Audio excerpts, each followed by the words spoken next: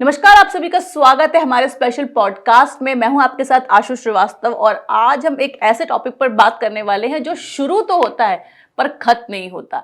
हम बात करने वाले हैं प्रेगनेंसी के 9 महीने के उस सफर में जहां पर महिलाओं के मन में बहुत सारे सवाल होते हैं लेकिन जवाब इंस्टाग्राम पे भी नहीं मिलते हैं। हमें आज इन सारे सवालों के जवाब देंगी doctor Bimalpreet Mohan, director chief radiologist and women health expert, capital health clinic Delhi से। डॉक्टर बहुत बहुत स्वागत है आपका। Thank you so much Ashu, my pleasure. जब हम बात करते हैं प्रेगनेंसी की तो सबसे पहले बात करते हैं हम टेस्ट की। मेडिकल टेस्ट कौन कौन से ज़रूरी होते हैं प्रेगनेंसी में? तो आशु, प्रेगनेंसी सिर्फ 9 महीनों का सफ़र नहीं है। आजकल सब कुछ प्लानिंग से चलता है। अगर आप प्रेगनेंसी की बात करें तो आप 3 से 6 महीने पहले ही अपनी प्रेगनेंसी की तैयारी शुरू कर सकते हैं। वहीं से आप अपना फर्स्ट टेस्ट करवाना शुरू कर सकते हैं। सीबीसी करवाएंगे जिसमें हीमोग्लोबिन पता लगता है। अब मैं आपको इस पे क्यों स्ट्रेस लेकर रही हूँ, क्योंकि इंडिया में 3 करोड़ महिलाएं हर साल प्रेग्नेंट होती है, ठीक है। उसमें से 50% यानी 1.5 करोड़ से लेके 1.25 करोड़ के आसपास की महिलाएं अनीमिक रहती है। इनका हीमोग्लोबिन डाउन रहता है। एक सीबीसी का टेस्ट जो 300 से 500 रुपए में होता है, इससे आपको हीमोग्लोबिन लेवल्स पता लग जाते हैं। और अगर हम इसे प्रेगनेंसी होने के पहले ही ठीक कर दे तो प्रेगनेंसी का आउटकम बहुत अच्छा होता है। अब आपके क्वेश्चन पे आते हैं कि प्रेगनेंसी में टेस्ट कौन से करवाने चाहिए। आप फर्स्ट ट्राइमेस्टर यानी पहले 3 महीने की बात करेंगे तो प्रेगनेंसी कंफर्मेशन होगा एक बीटा एचसीजी टेस्ट से। ये ब्लड टेस्ट होता है और सेकंड कंफर्मेशन होता है आपका अल्ट्रासाउंड से। अब आपको और भी अगर टेस्ट करवाने हैं तो फिर से एक सीबीसी होगा हीमोग्लोबिन देखने के लिए। आपका ब्लड ग्रुपिंग होगा। ब्लड ग्रुपिंग बहुत इंपॉर्टेंट टेस्ट है, क्योंकि अगर हस्बैंड पॉजिटिव है और माँ नेगेटिव है तो बच्चे में जो आउटकम है प्रेगनेंसी का वो थोड़ा सा अलग हो सकता है। So it is very important to get a blood test. Third important test is your blood sugar level. There is something called as gestational diabetes also. I'm sure we'll come to it. But एक blood sugar level भी बहुत important है। चौथा test हो गया आपका thyroid level का। India में आज 10 से 12 करोड़ लोगों को हाइपोथायरॉयडिज्म है। इसमें से कुछ महिलाएं भी हैं, ठीक है। तो जब माँ अगर हाइपोथायरॉयड होती है तो प्रेगनेंसी का आउटकम अगेन अफेक्ट होता है। So it is very essential to know your thyroid levels.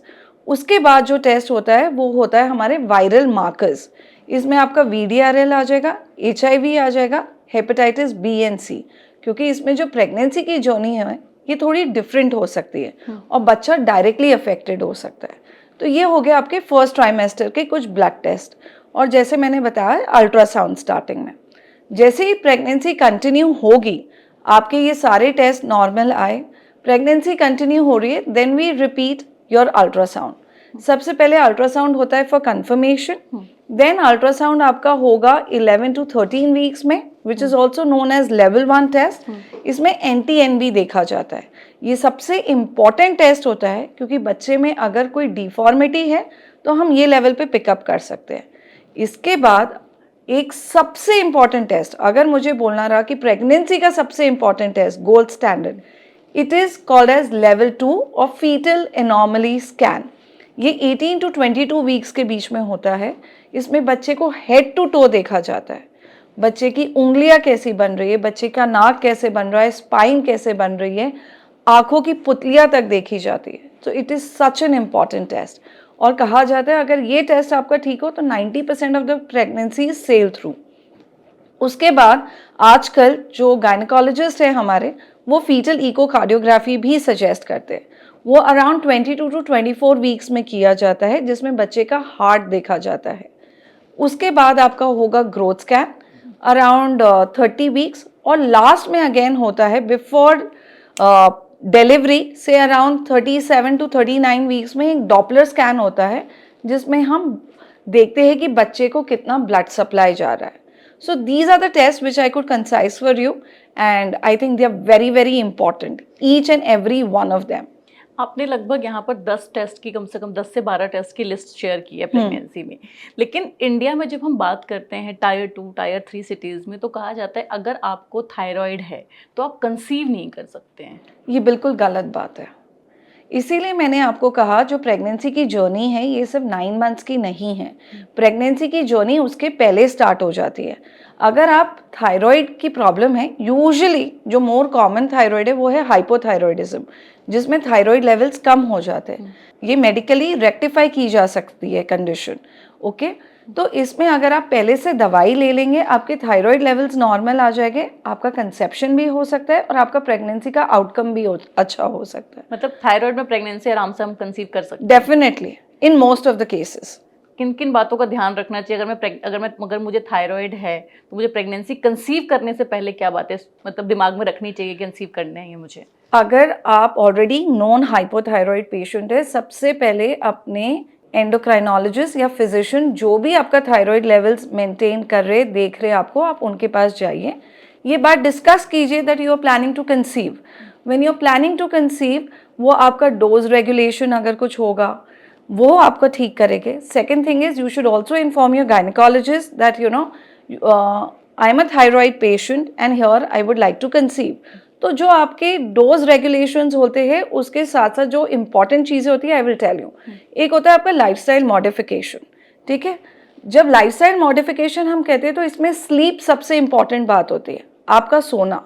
अब सोना 8 घंटा ही ज़रूरी नहीं है, टाइम पे सोना और टाइम पे उठना ज़रूरी है, ठीक है। This is a very very important thing. It might sound like a cliche कि सभी कहते हैं, but trust me, as a doctor, as a woman health specialist, this is the most important thing. लेकिन हमारे इंडिया में तो कहा जाता है कि 9 घंटे सोना इंपॉर्टेंट है। आप चाहे 12 से 9 सोएं, 1 से 10 सोएं, मतलब सोने का मतलब 9 घंटे की नींद है। आप कह रहे हो कि एक टाइम पर सोना इंपॉर्टेंट है अगर प्रेगनेंसी कंसीव करनी है, थायराइड लेवल को मेंटेन करना है, क्या इसका मतलब है? Let me go generalized here.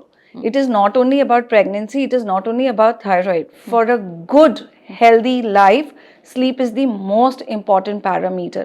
अब आप चाहे रात के 2 बजे सो रहे हो और सुबह 10 बजे उठ रहे कि मेरी तो 8 घंटे की नींद हो गई, it is not like that. आपको रात को 10 से 11 बजे सोना है और सुबह उठने का टाइम आपका फिक्स रहना चाहिए, 5, 6, 7 जो भी आपको लगता है। बट ये सबसे इम्पॉर्टेंट विंडो है आपकी स्लीप की। जो आपकी बॉडी रिकवरी फेज में जाती है वो रात के 2 बजे से 10 बजे की स्लीप क्वालिटी डिफरेंट रहती है as compare to the other clock that we are talking about from 10 PM 11 PM to morning, early morning. So ये बहुत बड़ा मिसकंसेप्शन है कि मैं तो 8 घंटे तो सो ही गई। No, it is wrong. You have to sleep at one particular time, get up at one particular time, and that will change your life as a whole. ठीक है, ये सिर्फ हमारे प्रेगनेंसी वाले दर्शकों के लिए नहीं है, सबके लिए है। बिल्कुल, ठीक है।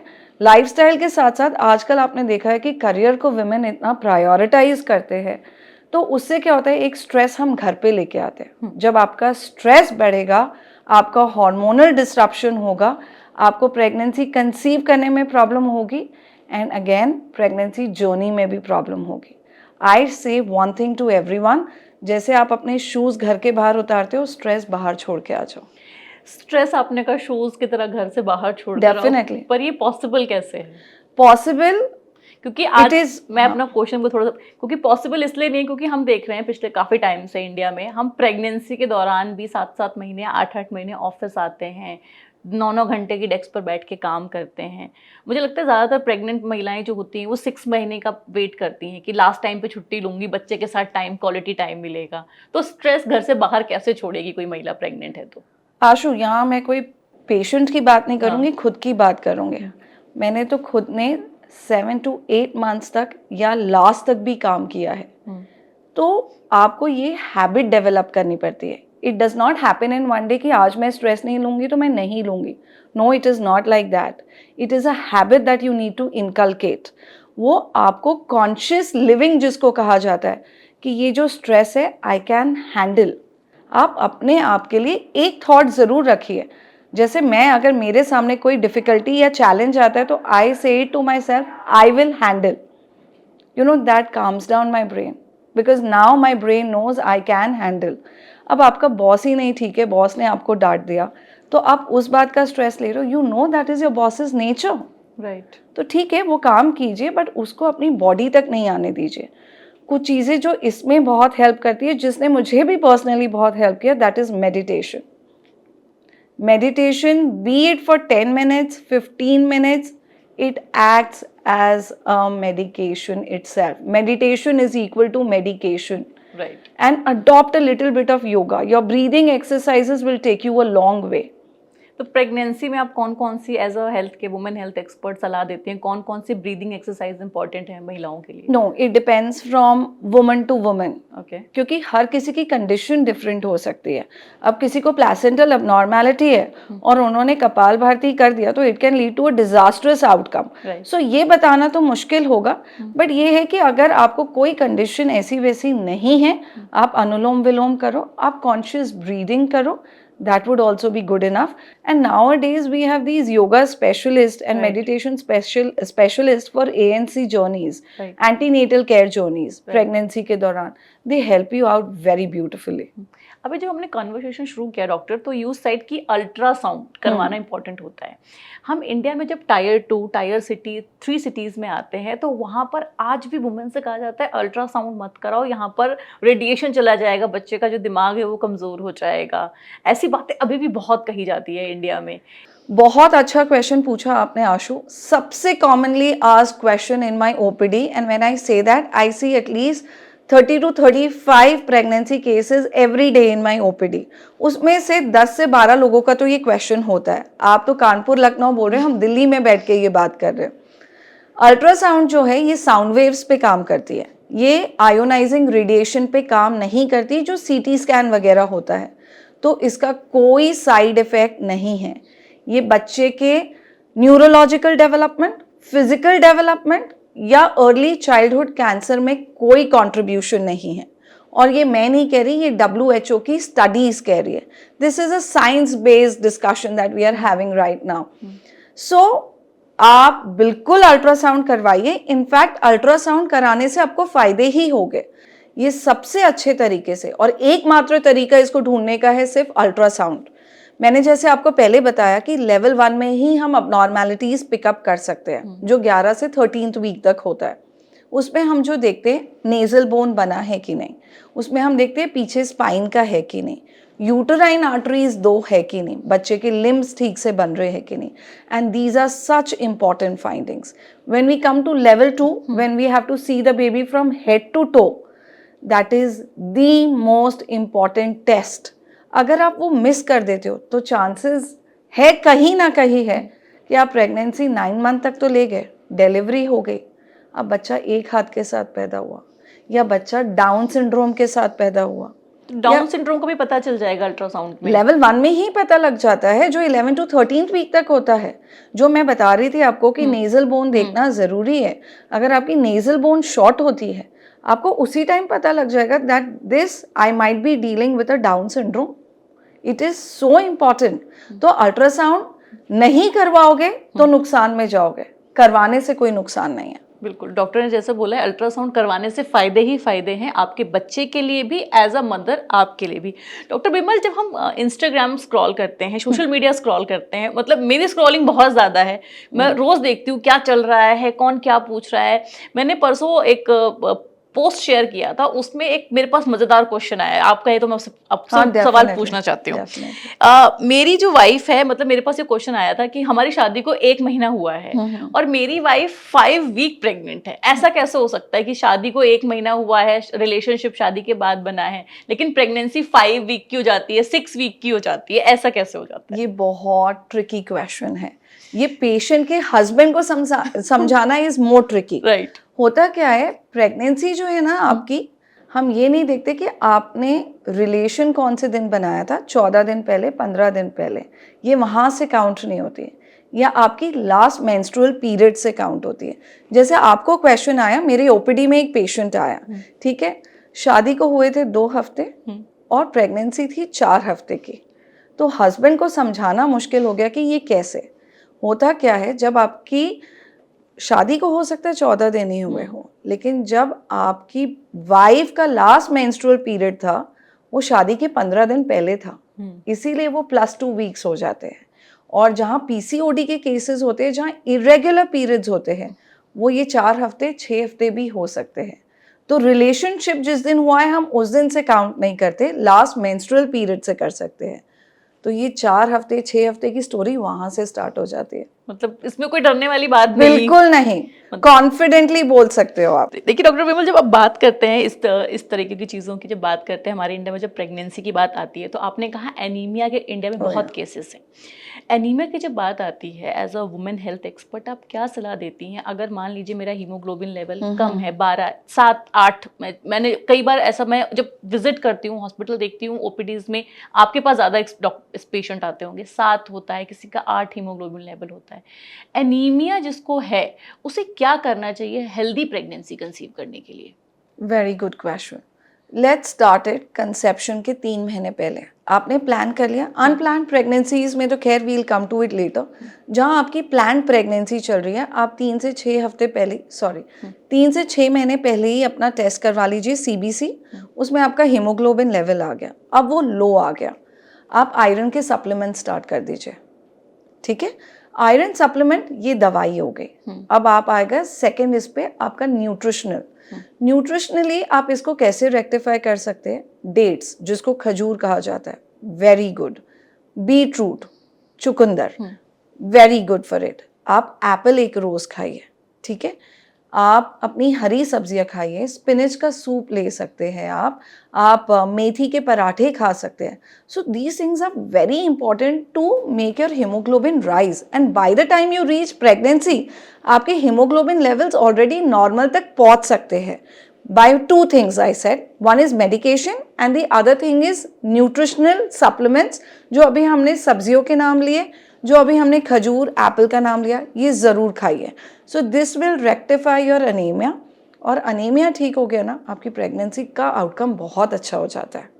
जैसे अभी आपने बताया कि अनीमिया ठीक हो जाएगा, लेकिन इंडिया में प्रेगनेंसी के दौरान आपके पास ही मुझे लगता है बहुत केसेस आते होंगे, वुमेन्स बहुत सारी मिस्टेक्स करवा, मतलब हमारे यहाँ अभी भी बोला जाता है, मैं फिर वहीं आऊँगी टायर 2 टायर 3 सिटीज़ में, हमारे यहाँ कहा जाता है अगर आप प्रेग्नेंट हो तो पोछा लगाओ, बच्चेदानी का मुंह तेज़ी से खुलेगा, नॉर्मल डिलीवरी होगी, खूब चलो, आपको डॉक्टर ने बेड रेस्ट बोला है, मतलब नहीं है, आप चलो।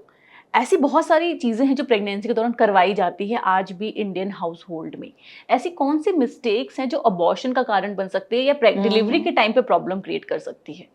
सो there are lot of myths around pregnancies. और जैसे आप कह रहे थे कि इंस्टाग्राम स्क्रोलिंग, एक इंस्टाग्राम स्क्रोलिंग हो गया, एक गूगल यूनिवर्सिटी है जो आजकल हमारी न्यू यूनिवर्सिटी निकली है, जहाँ पेशेंट ऑलरेडी गूगल से सब कुछ देख के आता है, और एक यूनिवर्सिटी है जो हमारी दादी नानी चला रही है। ठीक है, जब यहाँ से आप नॉलेज एक्यूमुलेट करते हो, अब हो सकता है आपकी नानी को उनकी सास ने पोछा लगवाया था कि तेरे को नॉर्मल डिलीवरी हो जाएगी, तो आज भी हम वो कंटिन्यू कर रहे हैं क्योंकि वो चाहते हैं कि आप करिए। ये हम टियर 2 टियर 3 सिटीज की बात कर रहे हैं, बट कहीं पे भी साइंस इसको सपोर्ट नहीं करता है, and I don't think so. आप आज जो है, पहले तो पोछा किया जाता था, that was a form of exercise कि आप स्क्वाट मार के बैठेंगे तो हो सकता है आपको नॉर्मल डिलीवरी हो क्योंकि आपकी पेल्विक मसल स्ट्रांग होगी। This is what I think the science must be behind it. But आज पेल्विक मसल्स को स्ट्रॉन्ग करने के लिए there are so many other exercises. There is Kegels exercise, हम चेयर पे बैठ के कर सकते हैं। आप ऑफिस जाते हैं, ऑफिस में बैठ के कीजिए। ये आप देखिए यूट्यूब पे कीगल्स एक्सरसाइज डाल के, ये आपको हेल्प करेगी नॉर्मल डिलीवरी में। So second thing was water intake. देखिए वाटर इनटेक तो is very important, hydration is very very important. हमारा जो ब्लड सिस्टम है इसमें 3 to 4 जो गुना है that is made up of water, तो हाइड्रेशन तो डेफिनेटली इंपॉर्टेंट है। But I tell this to all my pregnant patients also कि जब आप वाटर ले रहे हैं ना, अगर आपको हाइपरटेंशन की तकलीफ नहीं है तो आप उसमें से थोड़ा सा नमक और नींबू डाल के लीजिए, उससे आपका इलेक्ट्रोलाइट बैलेंस भी रहता है, प्रोवाइडेड आपको कोई किडनी की तकलीफ नहीं है, कोई नमक वगैरह यानी हाइपरटेंशन की तकलीफ नहीं है। तो आप सिर्फ खाली पानी पीने से अच्छा दिन में एक बार ये कर लीजिए। ठीक है, थर्ड आपका क्वेश्चन था walking. Walking again is very important if it is not Contra indicated, यानी अगर आपके डॉक्टर ने आपको मना नहीं किया है तो प्लीज वॉकिंग कीजिए। आप कोई बीमारी से नहीं जूझ रहे हैं, ये फिजियोलॉजिकल कंडीशन है। प्रेगनेंसी में आपकी न्यूट्रिशनल डिमांड बढ़ जाती है, आपकी रिस्पॉन्सिबिलिटी बढ़ जाती है, बट आपकी ये कोई बीमारी नहीं है। सो प्लीज आप वॉकिंग कीजिए for as much as you are comfortable. जैसे डॉक्टर बिमल, हम यहाँ थोड़ा सा इस पर थोड़ा सा मैं और आगे बढ़ूंगी। हमारे यहाँ जैसे भी आपने चर्चा की कि नमक, नींबू आप डाल के पीजिए। ये बहुत पूछा जाता है जब से ये white salt, rock salt, pink salt, Himalayan salt, इतने तरह के सॉल्ट आ गए हैं बाजार में। प्रेगनेंसी में अक्सर महिलाएं पूछती हैं, अब हमारे पास बहुत सारी क्वेरीज आते हैं कि मुझे कौन सा नमक खाना चाहिए for me, for my baby in the वॉर्म। आप कौन सा नमक सजेस्ट करते हैं कि प्रेगनेंसी में आपको ये नमक खाना चाहिए? आयोडाइज सॉल्ट, क्योंकि हमारे इंडिया में हाइपोथायरॉयडिज्म बहुत कॉमन है। Iodise salt helps you in that. जो कहते हैं कि पिंक सॉल्ट खाइए, रॉक सॉल्ट खाइए, इसका कन्वर्जन होके जो आपकी बॉडी में वो जो मॉलिक्यूलर लेवल पे सॉल्ट आता है वो उतना ही आता है। That does not make a difference, but आपकी प्रेगनेंसी में आपको आयोडाइज सॉल्ट बहुत ज़रूरी है। राइट, मतलब आप अगर आप प्रेग्नेंट हैं तो पिंक सॉल्ट, रॉक सॉल्ट, जो मार्केटिंग का गेम चल रहा है उसको एक लेवल पीछे लाइए और जो सफ़ेद नमक हमारे घर में पुराने ज़माने से यूज़ होता आ रहा है वही यूज़ करिए। डॉक्टर बिमल, थोड़ा सा हम आगे बढ़ते हैं, यहाँ पर हम कॉर्पोरेट की बात करते हैं। मुझ जैसी कॉर्पोरेट में बहुत सारी महिलाएं नौकरी कर रही हैं, अपनी प्रेगनेंसी को टालना चाहती हैं। अक्सर प्रेगनेंसी टालने के लिए जब हम बात करते हैं तो बर्थ कंट्रोल पिल बहुत है मार्केट में। आप 3 महीने ये गोली खा लीजिए, आप प्रेगनेंसी कंसीव नहीं होगी। पीरियड्स के नेक्स्ट डे से खाना शुरू करिए। क्या ये जो बर्थ कंट्रोल पिल हम खा रहे हैं, क्या ये भी आगे चलकर प्रेगनेंसी कंसीव ना होने में प्रॉब्लम क्रिएट कर सकता है कि हम प्रेगनेंसी कंसीव कर ही नहीं पा रहे अगर आप बर्थ कंट्रोल पिल ले रहे हैं तो? नहीं, ऐसा कुछ भी नहीं है। आप बर्थ कंट्रोल पिल एक ड्यूरेशन के लिए खाएंगे। जैसे आजकल महिलाओं का career is also very important and I am for it, ठीक है। तो जब आप ये बर्थ कंट्रोल पिल्स खा रहे, whatever number of months और years you have taken it for, once you leave it, the pregnancy, the fertility rate, अगर एज आपके साथ है तो उम्र, एज आपके साथ है, आपको कोई और हार्मोनल कंडीशंस नहीं है, तो प्रेगनेंसी, फर्टिलिटी, प्रेगनेंसी होने में कोई प्रॉब्लम नहीं होती है। Fertility bounce back, so there is no problem like that. आप बिल्कुल अपने करियर पे फोकस कीजिए, बट एक चीज़ का ज़रूर ध्यान रखिए, there is something known as biological clock. ये मिथ नहीं है, this is a science based conversation that we are having over here, ठीक है। बायोलॉजिकल क्लॉक के हिसाब से आपका जो पहला बच्चा है वो 30 साल की उम्र के पहले हो जाना चाहिए, क्योंकि यहाँ से आपकी फर्टिलिटी डिक्लाइन होना स्टार्ट होती है। 35 में ये जो है आपका डेक्लिनेशन, ये रैपिडली इंक्रीज होता है और 40 के बाद प्रेगनेंसी के चांसेस कम हो जाते हैं, आपकी एग क्वालिटी डिफर हो जाती है और बच्चे में जो कॉन्जेनाइटल अबनॉर्मैलिटीज़ है इसका रेट भी बढ़ जाता है। सो बस ये चीज़ों का ध्यान रखिए, करियर पे फोकस कीजिए, बट कहीं ना कहीं या तो आप अपना एग प्रेजर्वेशन कर लीजिए या तो आप 30 के पहले एक बच्चा तो भी कर लीजिए। लेकिन हम जो पिछले काफी टाइम से हमने बहुत सारे एक्ट्रेसेस को देख रहे हैं, क्योंकि हम तो फिर वहीं आएंगे, सोशल मीडिया पे लोग देख रहे हैं कि एक्टर इस एक्ट्रेस ने 40 में कंसीव किया तो मैं भी कर सकती हूँ, उसने 45 में कंसीव किया तो मैं भी कर सकती हूँ। तो ये नॉर्मल लोग और एक्ट्रेसेस में जो लोग उनके पीछे भाग रहे हैं, उसमें आप क्या कहना चाहेंगी? क्या आप जानते हैं वो नेचुरल प्रेगनेंसी है कि आईवीएफ प्रेगनेंसी है? नहीं, कई एक्ट्रेसेस ने सामने आके खुद बताया है कि हाँ सरोगेसी से बच्चा हुआ है या आईवीएफ से बच्चा हुआ है। लाइक प्रियंका चोपड़ा ने बहुत ओपनली कहा है कि उन्हें सरोगेसी से हुआ है। कई एक्ट्रेसेस ने कहा है कि हमें आईवीएफ हुआ है। जो नाम एक मेरे दिमाग में आ रहा है, संभावना सेठ ने अभी बताया कि उन्हें कितने आईवीएफ साइकिल से गुजरना पड़ा। सो इन लोगों के पास रिसोर्सेज होते हैं, ठीक है। क्या एक आम आदमी के पास इतने रिसोर्सेज है? प्लस इनके पास एक पूरा एंटराज रहता है जो इनके न्यूट्रिशन का ध्यान रखता है, इनके एक्सरसाइज का ध्यान रखता है, इनका वेट गेन कितना हो रहा है। There are so many parameters that are looked after by multiple people. एक महिला जो इंडिया में प्रेग्नेंट हो रही है, उनके साथ तो उनकी सास या माँ ही कोऑपरेट कर ले तो बहुत है। तो आप एक्ट्रेसेस को मत फॉलो कीजिए, they have an entourage to look after them. उनकी न्यूट्रिशनल डिमांड्स, उनकी न्यूट्रिशनल नीड्स, उनकी exercises, plus they have the resources for IVF in India, and if they are conceiving outside it could be through surrogacy also. तो उन्हें अपना role model बनाने के पहले एक इनसाइड स्टोरी जानना जरूरी है। क्या वो नेचुरल प्रेगनेंसी थी, आईवीएफ थी, सरोगेसी थी, and what problems have they faced? I would request one thing कि जो actresses ने सामने आके बोला है, I remember Meera Rajput, right, though she conceived at a very young age, but she went through a lot of troubles. Deepika Padukone ने भी मेरे ख्याल से सामने आके ये बात कही है, और प्रियंका चोपड़ा की तो बात हमने सबने ही सुनी है सरोगेसी की। So don't follow these actresses blindly. एक अपना दिमाग यूज कीजिए that we have to conceive before the age of 30। ये आपके लिए और आपके एक बच्चे के लिए भी बहुत ज़रूरी है। बिल्कुल। किसी के साथ दौड़ने से, किसी के पीछे दौड़ने से अच्छा है कि हम खुद कहाँ स्टैंड करते हैं एज अ मेंटल, फिजिकल, ये हमारे लिए जानना ज़रूरी है, राइट डॉक्टर? डेफिनेटली। अभी हम बात कर रहे थे फर्टिलिटी की। इंडिया में फर्टिलिटी रेट जो है लगातार गिर रहा है। तो अभी एलन मस्क ने भी हमसे कहा है कि इंडिया में फर्टिलिटी रेट लगातार गिर रहा है, इस पे बहुत चिंता जताई जा रही है।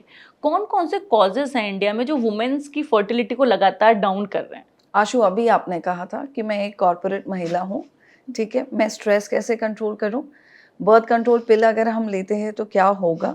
तो आज जो हमारी औरतों का प्रायोरिटाइजेशन है और जो होना भी चाहिए वो है करियर। राइट। फाइनेंशियली इंडिपेंडेंट होना बहुत ज़रूरी है, बट उसके साथ कुछ चीज़ें आती हैं। स्ट्रेस, जो हमने अपने पहले वाले क्वेश्चन का आंसर दिया था कि कैसे मैनेज करना है। Stress directly hormonal disruption cause करता है, हार्मोन्स का लेवल उथल पुथल करता है बॉडी में और फर्टिलिटी को अफेक्ट करता है। आपकी लाइफस्टाइल, जो हमने अभी बात की थी कि सोने का टाइमिंग और उठने का टाइमिंग फिक्स कीजिए। जब आपके पास, आप एक कॉर्पोरेट महिला है जो आप वर्क करते हैं, आपके पास एक्सरसाइज का कितना टाइम होगा, आई एम नॉट श्योर, ठीक है। तो एक्सरसाइज को ज़रूर इनकॉर्पोरेट करना है, जस्ट 40 मिनट्स। हमारा पॉडकास्ट जो भी देख रहा है, मैं हर महिला जो प्रेगनेंसी करना चाहती है या नहीं करना चाहती है, please take out 40 minutes for yourself every single day, not more than this, okay. ये हो गया आपके पॉइंट्स। फिर अब जब लाइफस्टाइल के कारण जो आज रिप्रोडक्टिव एज में 10 to 13% औरतों को PCOS, जिसको अब PMOS कहा जाता है, that is the commonest cause of infertility in Indian population or maybe if I can say worldwide। तो ये सारे causes होते हैं, बट आप यहाँ पे सिर्फ एक औरत को मत कंसिडर कीजिए। ये प्रेगनेंसी सिर्फ एग से नहीं होती, स्पर्म से भी होती है। तो जो स्पर्म काउंट है, जो समवेयर अराउंड 20 to 50 मिलियन होना चाहिए, ये आजकल देखा है कि कई पुरुषों में डाउन हो गया है। स्पर्म में सिर्फ काउंट इंपॉर्टेंट नहीं होता, उसकी मोटिलिटी, उसकी DNA इंटेग्रिटी, उसका स्ट्रक्चर। तो काफ़ी स्टडीज़ ने बताया है because of lifestyle disorder, stress, ये सब अफेक्ट होता है। तो फर्टिलिटी सिर्फ एक महिला का ओनस नहीं है, यहाँ पे एक आदमी का भी उतना ही कंट्रीब्यूशन है, और एक आदमी भी वही सब चीज़ों से जाता है, lifestyle, stress, lack of exercise, plus दो चीज़ें जो इनमें और कॉमनली पाई जाती है, अल्कोहल एंड स्मोकिंग। तो एज अ कपल जब भी आप प्रेगनेंसी प्लान कर रहे हैं, सिर्फ अपनी वाइफ की लाइफस्टाइल पे मत वर्क कीजिए, आप खुद के लाइफस्टाइल पे भी वर्क कीजिए। बिल्कुल, ठीक है। बिल्कुल। फर्टिलिटी की जब बात आती है तो सिर्फ महिलाओं को दोषी न ठहराया जाए, पुरुष भी प्रेगनेंसी कंसीव करने में उतने ही जिम्मेदार हैं। अगर आप एक पुरुष हैं तो एक्सरसाइज, सही लाइफस्टाइल और अपनाने के साथ साथ सिगरेट और शराब से दूरी बना के रखें। डेफिनेटली मैम, जब बात हम बात करते हैं प्रेगनेंसी की इंडिया में, तो आज भी मैं देखती हूँ कई जगह कहा जाता है फ्रूट्स मत खाओ, ये वाला फ्रूट मत खाओ, वो वाला फ्रूट मत खाओ। तो अगर हम बात कर ही रहे हैं प्रेगनेंसी की और प्रेगनेंसी की, वुमेन्स हेल्थ की, तो प्रेगनेंसी में एज अ हेल्थ एक्सपर्ट आप कौन सी सलाह देते हैं कि आपको ये 5 फ्रूट तो लेने ही चाहिए, दिन में 1 फ्रूट तो ये वाला खाना ही खाना चाहिए? Okay, so like we said that 50% of the women enter pregnancy journey with pregnancy related anemia, यानी इन्हें हीमोग्लोबिन की कमी होती है। तो कुछ फ्रूट्स जो हीमोग्लोबिन बढ़ाएगी और दूसरा आउटकम भी इम्प्रूव करती है, वो मैं आपको बताऊंगी। इसमें मैं आपको ड्राई फ्रूट्स भी इंक्लूड करूंगी। सबसे पहले आप एक एप्पल रोज खाइए, ठीक है। उसके बाद आप अपने डेट्स ज़रूर खाइए, खजूर, ये भी हीमोग्लोबिन लेवल इंक्रीज करेगा। अनार ज़रूर खाइए। अब 2 ड्राई फ्रूट्स बताऊंगी यहाँ पे, वो है आपके आमंड्स और आपका अखरोट। अखरोट में जो है ओमेगा 3 होता है, very very important for child's brain development. तो आप 2 अखरोट तो ज़रूर इंक्लूड कीजिए। ये पांचों चीज़ें आपको इंक्लूड करनी है। अगर 1-2 चीज़ें मैं और बोल सकूँ लिबर्टी लेके, तो कोकोनट वाटर ज़रूर पीजिए, that really helps in electrolyte balance, ठीक है। ये आपको ज़रूर कंज्यूम करना है ऑन एवरी सिंगल डे। कुछ फ्रूट्स, जैसे आपके यहाँ भी दादी नानी ने बोला होगा, मेरे यहाँ भी बोला था, पपाया नहीं खाने चाहिए। तो कोई साइंटिफिक बेस नहीं है, but can be avoided. This is my stand on it. Yeah. Thank you doctor Bimal for this conversation. जैसे मैंने पहले ही कहा था कि ये कॉन्वर्सेशन शुरू तो होगी लेकिन इसके खत्म होने का अंत नहीं है, क्योंकि ये 9 महीने की जर्नी नहीं, जैसे डॉक्टर बिमल ने हमें बताया कि ये जर्नी जो है आप 6 महीने साल भर पहले शुरू करते हैं और उसके बाद डिलीवरी के बाद भी ये जर्नी चलती ही रहती है, मुझे ऐसा लगता है, जब तक बॉडी पूरी तरीके से रिकवर नहीं करती है। अगर आपको वीडियो पसंद आया तो इसे लाइक कर दीजिए, कमेंट सेक्शन में अपने प्रेगनेंसी क्वेश्चन जरूर बताइए और ऐसे अन्य वीडियोस देखने के लिए द हेल्थ साइट को सब्सक्राइब कीजिए।